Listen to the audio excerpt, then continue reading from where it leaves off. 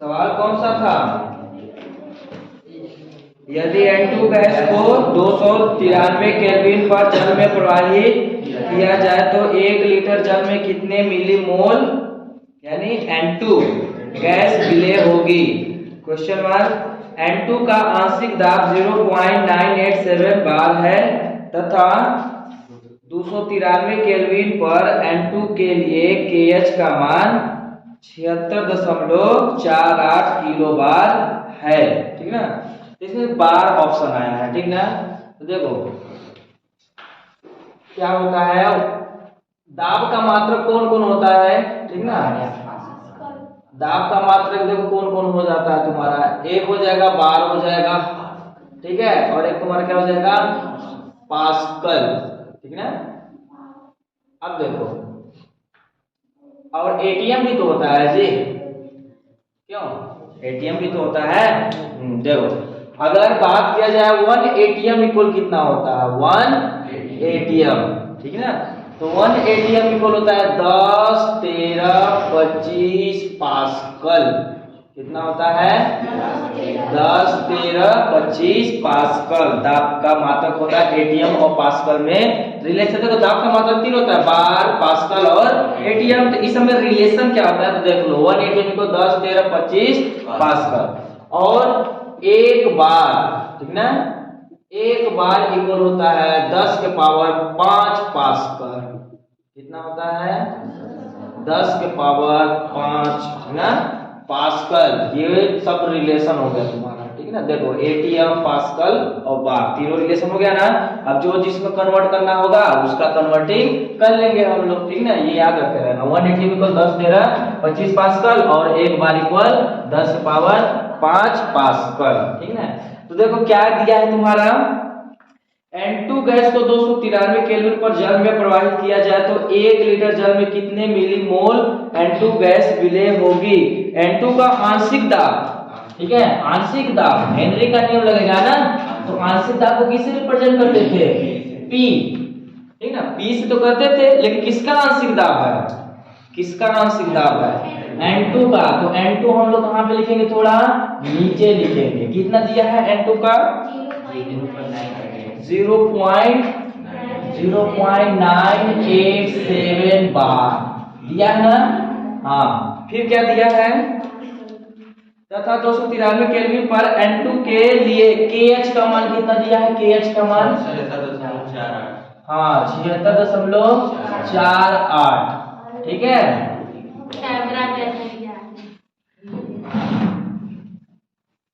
अब क्या हो जाएगा? इसका यूनिट दिया होगा, यूनिट दिया है ना किलो बार। ये कितना दिया है? हाँ, किलो बार दिया है। अब तुम लोग ही बताओ हमें, ठीक ना, क्या ये बार में है और कि ये किस में है? तो सही यूनिट है, दोनों इक्वल है। अब या तो इसको भी किलो बार में ले लें या तो बार इसको भी कर दे और बार इसको भी कर दे। तो किलो कितना को बोलते हैं बताओ? 76.48 गुणा, अगर किलो 1000 को भी तो बोलते हैं, 1000 से गुणा करा देंगे तो किलो हट जाएगा, कहाँ बचेगा? बार बचेगा। यानी 76.48 गुणा 10 पावर 3 बार। ये हेनरी नियतांक का वैल्यू है। ठीक ना, मोस्ट क्वेश्चन एनसीईआरटी है, अच्छा समझते चलो। केमिस्ट्री सब क्वेश्चन रिपीटेड होता है। ठीक, फिर आगे क्या बोल दिया है? जल में कितने मिलीमोल N2 का क्या पूछ दिया? पहले तो हम लोग क्या निकालेंगे? N2 मतलब नाइट्रोजन का मोल प्रभाज। मोल प्रभाज निकलेगा तभी तो मोलों की संख्या निकालोगे। ये पूछ दिया। ठीक है, अब देखो चूंकि क्या जानते हो इसमें PKHX में क्या रिलेशन होता है बताओ? P इक्वल क्या होता है? P equal KH into X, यही होता है ना। अब ये किसके नियम से होगा? किसके नियम से होगा? हाँ, हेनरी के नियमानुसार। अगर हेनरी के नियमानुसार देखेंगे तो यही होता है। बस हमें चेंज क्या करना है, यहाँ पे नाइट्रोजन गैस बोला जा रहा है तो N2 कर देंगे, यहाँ पर भी क्या कर देंगे? N2। तो x(n2) निकालना है। x(n2) इक्वल क्या हो जाएगा, P(n2) डिवाइडेड KH होगा ना।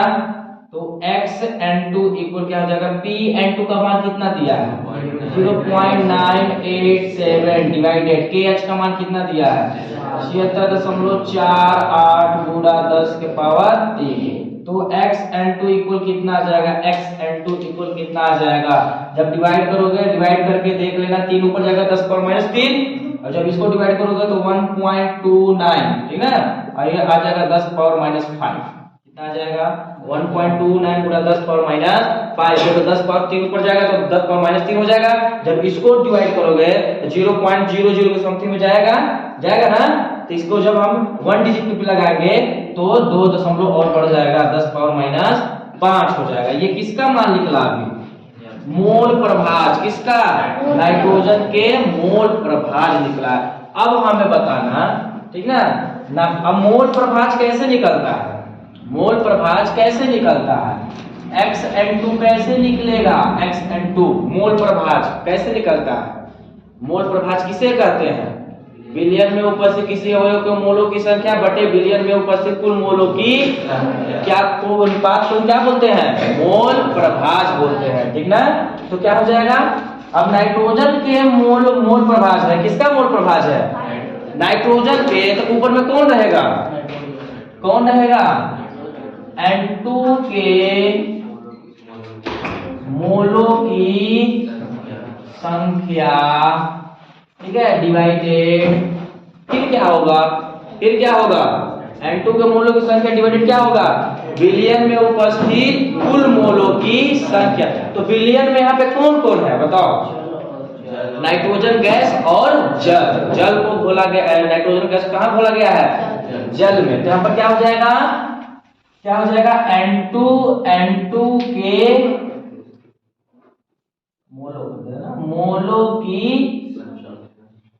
संख्या प्लस में क्या होगा, जल के मोल या मोलों की संख्या। जब दोनों को जोड़ देंगे नाइट्रोजन और जल के, तो क्या निकल जाएगा, बिलियन का निकलेगा कि नहीं।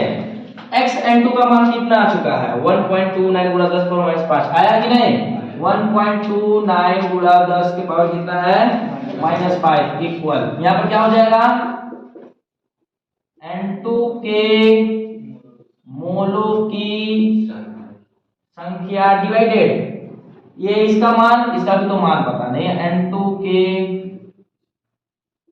मोलों की संख्या प्लस जल का मोल कितना है बताओ, 1 लीटर जल में मोल 55.5, समझ में आया। देखो डायरेक्ट यहाँ पे आ जाएगा, आज ये समझ में आता 55.5, देखो इससे पहले पढ़ चुके, बहुत अच्छा, ठीक है ना। अब देखो डिवाइड कर, यहाँ पे क्या करेगा, गुणा, तो गुणा करेगा, कैसे करेगा, क्या हो जाएगा, N2 के मोल होगा ना, गुणा क्या होगा 1.29 गुणा 10 पावर -5 प्लस ये दोनों यहाँ पे आएगा।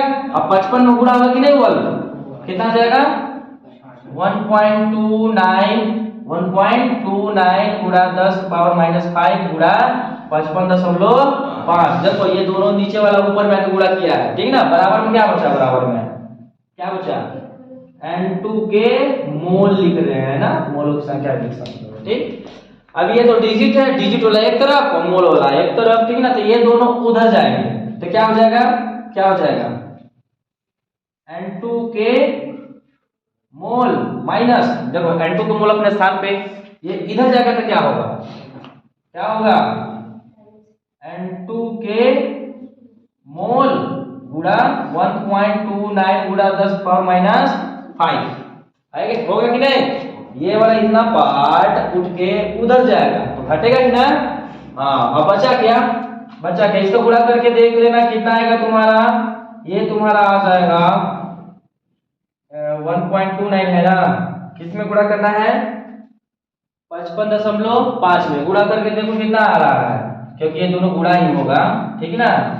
तो ये आ जाएगा लगभग 1.76 गुणा 10 पावर -4, 1.76 गुणा 10 पावर -4 गुणा करके देख लेना, ठीक ना। ये हो गया।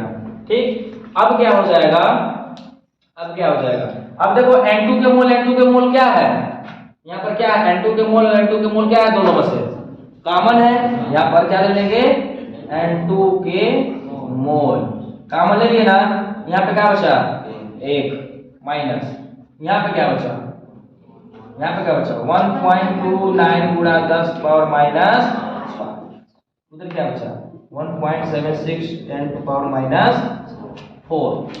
ठीक है, अब देखो ये वाला जो डिजिट है, ठीक ना, ये वाला टोटल एक ही है, N2 के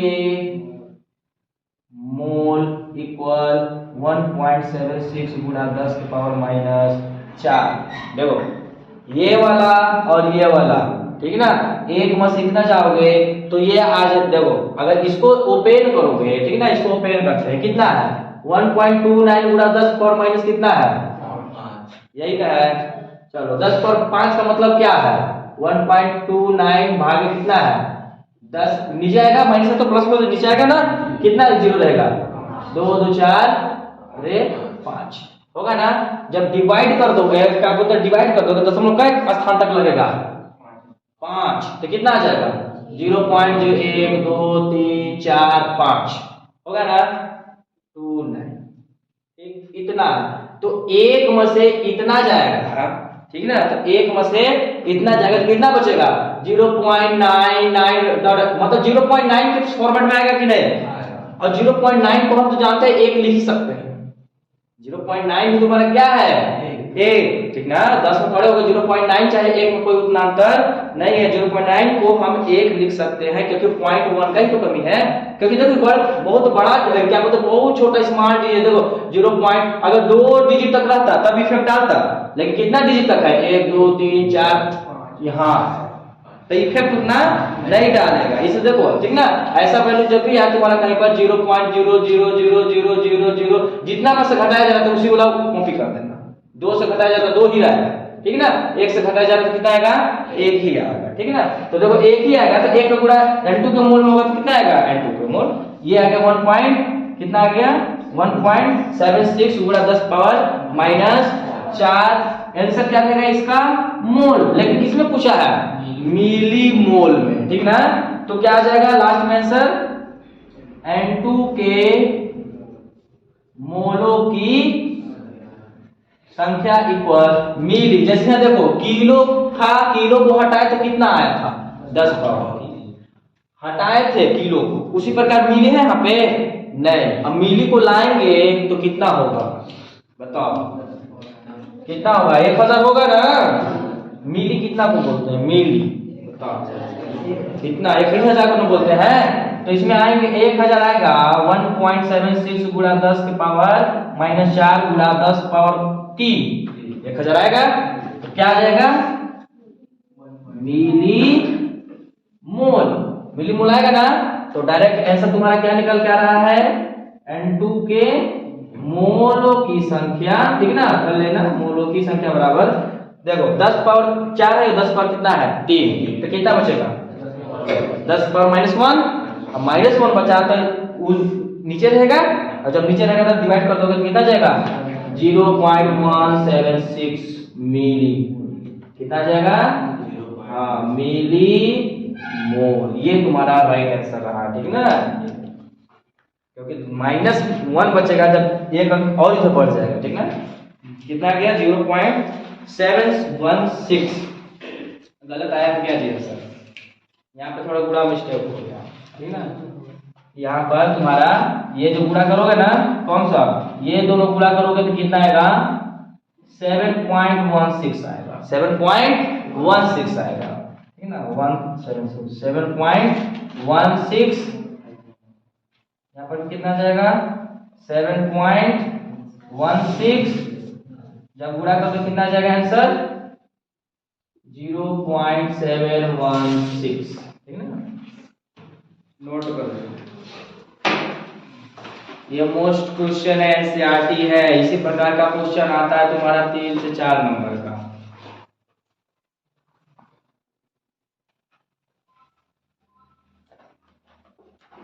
तो नेक्स्ट क्वेश्चन नोट करो, 298 केल्विन पर 298 केल्विन पर CO2 गैस की 298 केल्विन पर CO2 गैस की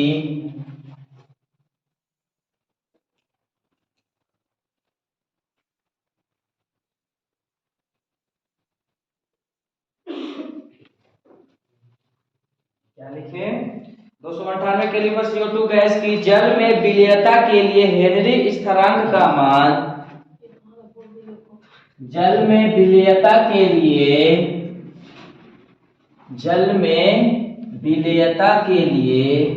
हेनरी स्थिरांक का मान जल में विलेयता के लिए हेनरी स्थिरांक का मान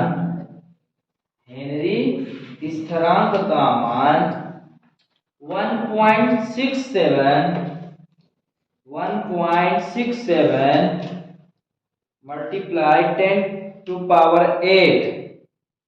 यानी 1.67 गुणा 10⁸ पास्कल है। अब पास्कल है तो पास्कल में यूनिट लेकर चलना। 500 मिली सोडा वाटर 500 मिली सोडा वाटर 2.5 वायुमंडल दाब पर 2.5 वायुमंडल दाब पर बंद किया गया। 2.5 वायुमंडल दाब पर बंद किया गया। 298 केल्विन ताप पर 298 केल्विन ताप पर घुली हुई CO2 की मात्रा की गणना कीजिए। 298 केल्विन ताप पर घुली हुई CO2 की मात्रा की गणना कीजिए।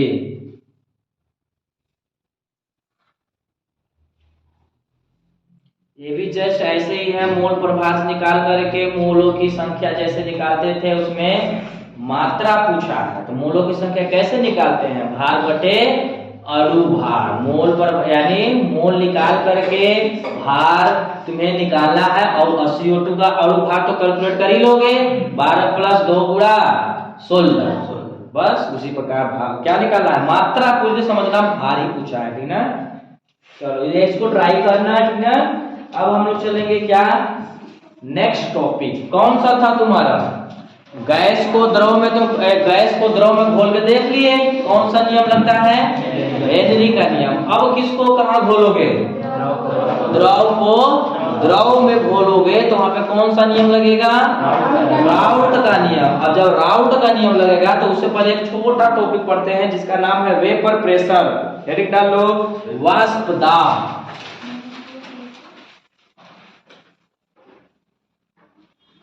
वाष्प दाब, ठीक है, जिसको क्या बोलते हैं, वेपर प्रेशर।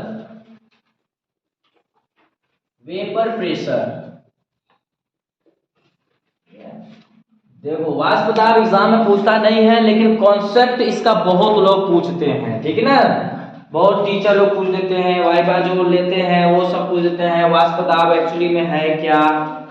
ठीक, चलो अब हम लोग वेपर प्रेशर हेडिंग डाल लिए ना। चलो वेपर प्रेशर समझते हैं, यानी वाष्प दाब क्या होता है। ठीक है ना, नाम से ही मतलब है। ये क्या लिखा है, वाष्प। वाष्प किसका निकलेगा, द्रव का। अब जब वाष्प द्रव का निकलेगा तो जो दाब लगाएगा वही क्या कहलाएगा, वाष्प का दाब। हम लोग अपने हाथ से लगाते हैं तो हम लोग का दाब, कोई मशीन लगाता है तो मशीन का दाब। तो यहाँ पे कौन दाब लगा रहा है, जो भाप निकलता है पानी का ना, वाष्प जो निकलता है ना, वो भी एक का लगाता है, दाब। तो उसी का क्या कहलाएगा, नहीं देखते हो क्या, जब किसी बर्तन में पानी को क्या करते हैं, गर्म करते हैं। चलो समझो इसका लॉजिक। ये रहा कोई बर्तन, ये क्या रहा, बर्तन। इसमें हम ले लिए क्या, पानी। ठीक है, तो ये सब तुम्हारा क्या बना रहे हैं, हम कौन बताएगा, ये पानी। पानी तो मान लो, पानी हम मान लिए पानी है, लेकिन ये जो हम गोला कर रहे हैं जो दिख रहा है तुम्हें, ये क्या बना रहे हैं, किसका कण? हाँ, पानी का कण बोले तो पानी का कण नहीं बोलोगे, अब यहाँ पे फिक्स हो गया ना। पानी का फार्मूला क्या होता है? अब कण के, अब पहले ही बता चुका, कण में कौन कौन हो सकता है? अणु, परमाणु, आयन हो सकता है ना। तो कण में यहाँ पे कौन है?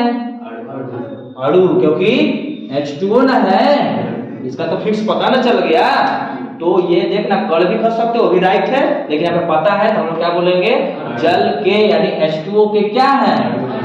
अणु है। कितने अणु है? बहुत सारे हैं, गिन दोगे तो ये किसमें कहलाएगा? किसमें कहलाएगा? मोल। काउंट करो कि 1 लाख है H2O के अणु में, तो मोलों की संख्या ना बता दिए।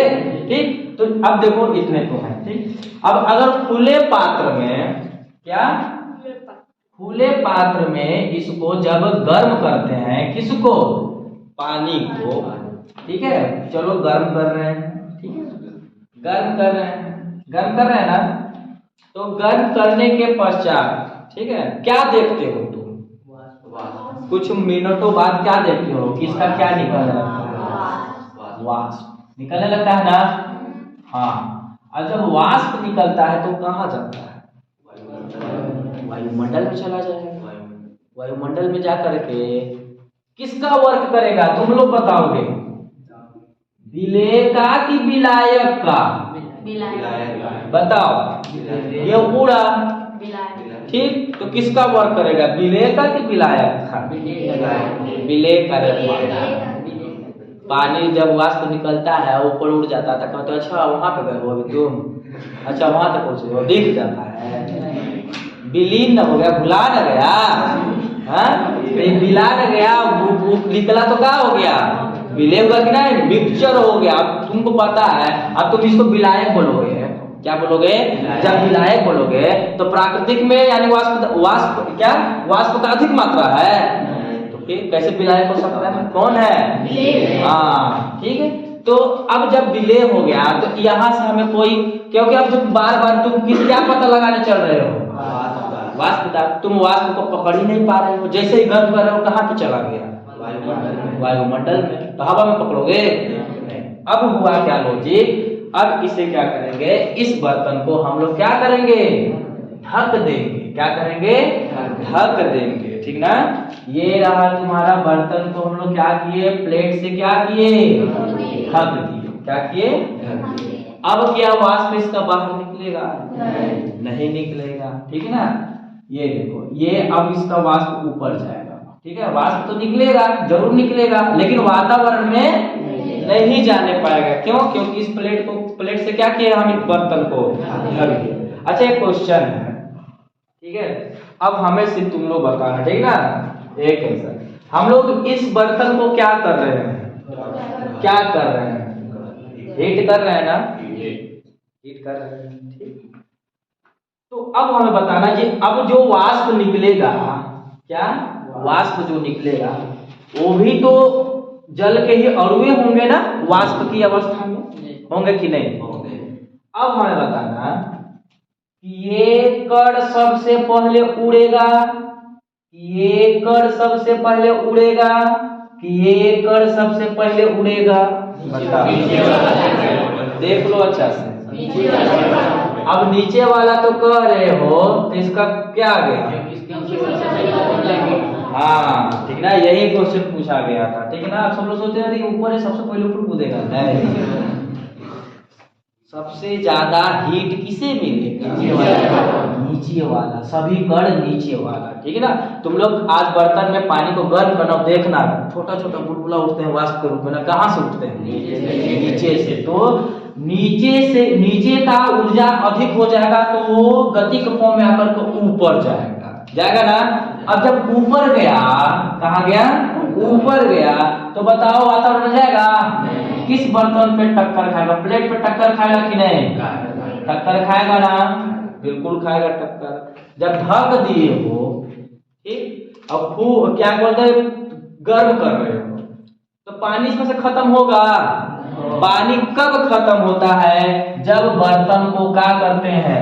खुला रखते हैं, हीट करते जाओ, वाष्प उड़ते जाएगा, उड़ते जाएगा, उड़ते जाएगा, एक समय ऐसा आएगा इसमें एक भी बूंद पानी लेकिन ये इसमें बर्तन को क्या किया है, ढक दिए है ना। और जब ढक दिए हैं तो तुम कितना भी गर्म करो पानी का एक बूंद खत्म नहीं होगा, पानी का एक बूंद भी खत्म नहीं होगा, उसी में रह जाएगा, ठीक है ना। अब देखो होता क्या है, जब ऊपर गया, ठीक है, अचानक से प्लेट को, ठीक है, अब बना तो क्या था, भाप बना था, वाष्प बना था ना, वाष्प बना था। लेकिन प्लेट को जब हटाते हो तो प्लेट पे बूंद के रूप में क्या होता है, पानी होता है कि नहीं। तो देखो यहां से निकला वाष्प, क्या, तो इसका हम लोग क्या कर दिए, वाष्पीकरण, इसको क्या बोलते हैं, वाष्पीकरण। फिर प्लेट पर चिपका, क्या हुआ, प्लेट से टकराया, तो यहाँ पर क्या बन गया, द्रव, और द्रव से फिर क्या हो गया, संघनन हो गया। देखो वाष्प से द्रव बन गया, इसको क्या कहोगे, द्रव से वाष्प बन गया, इसे क्या कहोगे। ये टॉपिक याद रखे रहना, क्या, द्रव से क्या बना, क्या कहलाएगा, और जब किससे, वाष्प से द्रव बनेगा, क्या कहलाएगा, संघनन कहलाएगा, ठीक है। तो जैसे एक फिक्स निश्चित टेम्परेचर ले लोगे, क्या ले लोगे, निश्चित टेम्परेचर, जैसे अपना क्या, गैस वाला चूल्हा को वही टेम्परेचर पे ऑन कर देना और पानी को रख कर गर्म करते रहो, ठीक है। जब से गर्म होगा तो वाष्प बनेगा, द्रव बनेगा, फिर कहाँ आएगा, द्रव बनेगा, फिर वाष्प बनेगा, फिर द्रव बनेगा, यह प्रक्रिया क्या होता रहेगा, चलता रहेगा। और एक समय ऐसा आएगा कि इसके कितने कण, मान लेते हैं 6 कण क्या हो गया, वाष्प हो गया। तो इसका जो वाष्प बन के जो द्रव निकलेंगे, द्रव बनेंगे, कितने कण, 6 का फिर क्या हो जाएगा, संघनन। मतलब जितना वाष्प निकलेगा उतना ही तुम्हारा संघनन होकर के फिर द्रव नीचे गिर जाएगा, जितना काउंटिंग स्टेबल हो जाएगा, इसी को बोलते हैं क्या, साम्यावस्था। क्या बोलते हैं, साम्यावस्था। साम्यावस्था का मतलब क्या होता है, 10 रुपये तुम दो, 10 रुपये हम दिए, कोई अंतर हुआ नहीं। साम्यावस्था कब नहीं होता, तुमसे हम 50 रुपये लिया और तुमको हम 10 रुपये दिए, तो हम लोग बराबर है, नहीं है। तो 10 कण वाष्प बने, फिर 10 कण संघनन होकर बूंद के रूप में क्या हो गया, गिर गया, फिर 10 कण बना, फिर 10 बूंद गिर गया, फिर 10 कण बना, ऐसे ही कंटिन्यू चलता रहता है और पानी फिनिश नहीं होगा। और इसी को क्या बोलते हैं, साम्यावस्था। अब देखो, अब यहीं पे तुम्हारा फिनिश हो गया वाष्प दाब, कि जैसे साम्य की अवस्था में, कौन सी अवस्था में, साम्य की अवस्था का मतलब जितना वाष्पीकरण हो रहा है उतना संघनित होकर द्रव क्या हो रहा है, नीचे गिर रहा है। तो साम्य की अवस्था में जो द्रव ऊपर से नीचे यानी संघनित होकर के ऊपर से नीचे जब गिरेगा तो इस द्रव पे क्या लगाएगा, दाब, और यही दाब क्या कहलाता है, वाष्प दाब कहलाता है। समझ में आया। यहाँ से 2-3 पॉइंट सीखे तुम। क्या सीखे, जब खुले पात्र में किसी द्रव को गर्म किया जाता है तो उसका वाष्पीकरण वातावरण में क्या होता है, विलीन हो जाता है, गायब हो जाता है। जैसे ही कंटेनर को क्या करते हैं, ढक लेते हैं, तो सबसे नीचे वाले अणु को अधिक ऊर्जा मिलने के कारण उसका वाष्प जल्दी हो जाता है और वह पात्र के ऊपरी सतह से टकरा करके फिर संघनित होकर फिर किस में चेंज हो जाता है, द्रव में चेंज हो जाता है। एक समय ऐसा आता है कि जितना वाष्पीकरण होता है उतना ही क्या होता है, संघनन होता है। तो यह प्रक्रिया यानी जितना वाष्पीकरण होगा जितना संघनित होगा, यही अवस्था को क्या बोलते हैं, साम्य अवस्था। और साम्य की अवस्था में जितना द्रव ऊपर से नीचे वाष्प यानी जितना, अब यह वाष्पिक रूप में आता है, ठीक है ना, बहुत बारीकी रहता है, गिरता है द्रव के रूप में, ठीक है ना, लेकिन वाष्प ही, ठीक ना, जितना वाष्प इस द्रव पे क्या करेगा, दाब लगाएगा, उसी को क्या बोलोगे, वाष्प दाब कहते हैं। और यही वाष्प दाब तुम्हारा कहाँ पे लगाएंगे हम लोग, राउट के नियम पर। ठीक है, हेनरी का नियम पढ़ लिए, राउल्ट का नियम अब बहुत बेस्ट समझ में आएगा। तो इसको छोटा डिफाइन कर दो, लिखो एक निश्चित ताप पर, एक निश्चित ताप पर, एक निश्चित ताप पर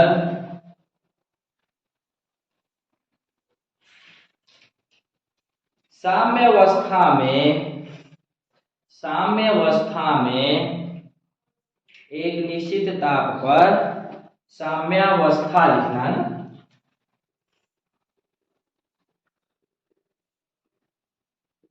साम्यावस्था में वाष्प के अणुओं के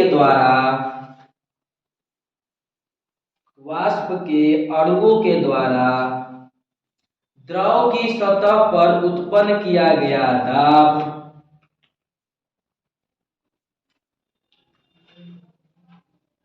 वाष्प के अणुओं के द्वारा द्रव की सतह पर उत्पन्न किया गया दाब वाष्प दाब कहलाती है। वाष्प दाब कहलाती है। वाष्प दाब कहलाती है।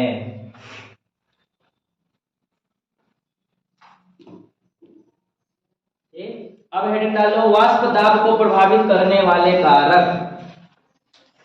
वाष्प दाब को प्रभावित करने वाले कारक, फैक्टर अफेक्टिंग वेपर प्रेशर। क्या लिखे? वाष्प दाब को प्रभावित करने वाले कारक, फैक्टर्स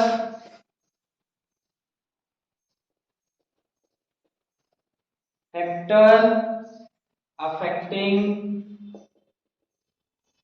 वेपर प्रेशर।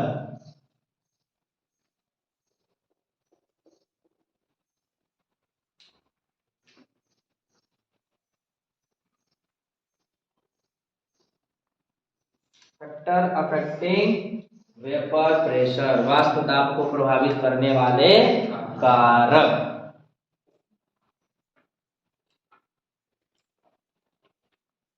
ज्यादा नहीं पढ़ेंगे, इसमें 2 ही पढ़ेंगे। हेडिंग डाल दूं,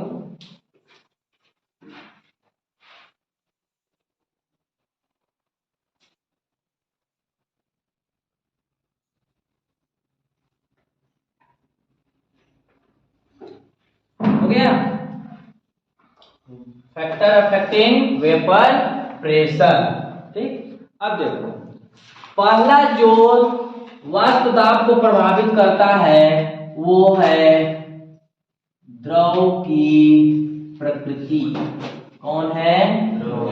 nature of liquid. Nature of liquid. कैसे? Nature of liquid. अब देखो, द्रव की प्रकृति। अगर देखो तुम कैसा द्रव लिए हो, ठीक है, अब हमें बताना, ठीक ना। एक कंटेनर में और एक कंटेनर, 2 कंटेनर ले लिए, ठीक, इसमें भी द्रव लिए हैं। क्या लिए हैं? द्रव। इसमें भी द्रव लिए हैं और इसमें भी क्या लिए हैं? द्रव। द्रव लिए हैं, बिल्कुल लिए हैं। अभी अलग अलग अणु हैं, अलग अलग है ना, ठीक। अब देखना, हम एक में ले लेते हैं कि इसके जो अणु है इसका आकर्षण बल अधिक है। एक दूसरे के अणु का आकर्षण बल क्या है? अधिक है। अधिक है। पीछे पढ़े ना, बहुत प्रकार के बल, ठीक है। और इसका जो है, इन दोनों अणुओं का आकर्षण बल क्या है? कम है। ध्यान समझना, इसमें भी छोटा छोटा बहुत अणु है, इसमें भी छोटा छोटा बहुत अणु है ना, ठीक। अब देखो इसमें क्या हुआ, ठीक, इसके बीच में यानी इसके बीच में, ये सब कणों के बीच में आकर्षण बल क्या है? अधिक है। और ये सब कणों यानी ये सब अणुओं के बीच में आकर्षण बल क्या है? तो अब ये क्वेश्चन है, किसका वाष्प जल्दी से निकलेगा? बताओ, किसका वाष्प जल्दी जल्दी ऊपर उड़ेगा? जैसे ही हम इसको क्या करेंगे? गर्म करेंगे, तो कौन इस कंटेनर का कण जल्दी जल्दी उड़ेगा कि इस वही ताप पर सेम टेम्परेचर कैसा रहेगा, सेम टेम्परेचर पे जब गर्म करेंगे तो किसका जल्दी जल्दी कण बाहर वातावरण में जाएगा, कौन सा, ये इसमें। अब फिर से क्वेश्चन कोई पूछ सकता है क्या, बताओ। हाँ, क्योंकि जैसे ही इसको हीट मिलेगा, ठीक है ना, कम आकर्षण बल है तो इसका बल टूट जाएगा जल्दी, और जब जल्दी टूट जाएगा तो कहाँ चला जाएगा, और इसके बीच में क्या है, आकर्षण बल, जल्दी टूटेगा बॉन्ड, ज्यादा हीट देना पड़ेगा, जब जल्दी टूटेगा नहीं तो जल्दी ऊपर जाएगा, पकड़ के रखा, नहीं जाकर देंगे ना। ये टॉपिक समझ में आया। हाँ, तो अब देखो, तो द्रव की प्रकृति यही होता है। अगर तुम ऐसा द्रव लेते हो कि उसके कण के मध्य आकर्षण बल कम है कि अधिक है, कम है तो ज्यादा वेपर देगा, वहां ज्यादा वाष्प निकलेगा, अगर अधिक है तो कम वाष्प निकलेगा। यही तुम्हारा क्या, द्रव की प्रकृति, ठीक ना। द्रव की प्रकृति पे क्या डिपेंड है, वेपर प्रेशर, वाष्प दाब। अगर आकर्षण बल यानी उसके कणों के बीच में आकर्षण बल क्या है, कम, तो ज्यादा वाष्प दाब, अगर अधिक है तो कम। दूसरा जो है टेम्परेचर, दूसरा क्या है, टेम्परेचर बोले तो ताप यानी टी। अब देखो, एक द्रव ले लिए, एक और द्रव ले लिए, ठीक है, तुम्हें लोग बताना। चलो, इसमें लिए हैं पानी और इसमें भी क्या लिए हैं, पानी, ठीक है। कोई दो लड़का है, ये दोनों कंटेनर के पास है, दोनों कंटेनर के पास है, इसको भी क्या कर रहा है, ये भी क्या कर रहा है, गर्म। दोनों में क्या है, दोनों में क्या है, इसमें भी क्या है, H2O है ना। अब ये लड़का हीट कर रहा है, लेट सपोज, ठीक है, 110 डिग्री सेल्सियस। पानी का बॉइलिंग पॉइंट कितना होता है, 100। ये कितना पे टेम्परेचर कर रहा है, वाष्प निकाल रहा है, और ई गर्म कर रहा है 150 कर रहा है ना। दोनों पानी है, तो अब हमें बता दो किसका पानी जल्दी खत्म हो जाएगा उड़ के, 150 का है, ज्यादा टेम्परेचर है, ज्यादा एनर्जी, इसको ये सबको ज्यादा एनर्जी मिला कि नहीं, जल्दी जल्दी ऊपर उड़ेंगे, जल्दी जल्दी ऊपर मिलेंगे, और इसका आराम से ऊपर जाएंगे कि नहीं। तब तक इसका क्या हो गया, तो बताओ, ताप पे डिपेंड किया कि नहीं। इसी को बोलते हैं कारक, क्या बोलते हैं, फैक्टर, इसी को बोलते हैं जो प्रभावित करते हैं, ठीक है ना। ये हो गया कारक, ठीक है। कौन कौन, एक तो द्रव की प्रकृति। अच्छा, तुमसे कोई अगर पूछता है कि CH3OCH3, ये इसका नाम बताओ, पीछे किसका नाम बताया है, बताओ इसका कौन नाम बताएगा, और ये किसका नाम बताओ, बताओ दोनों का नाम कौन बताएगा। ये तो एथिल अल्कोहल है। हाँ, ये देखो क्वेश्चन कैसे पूछा, एथिल अल्कोहल है कि नहीं।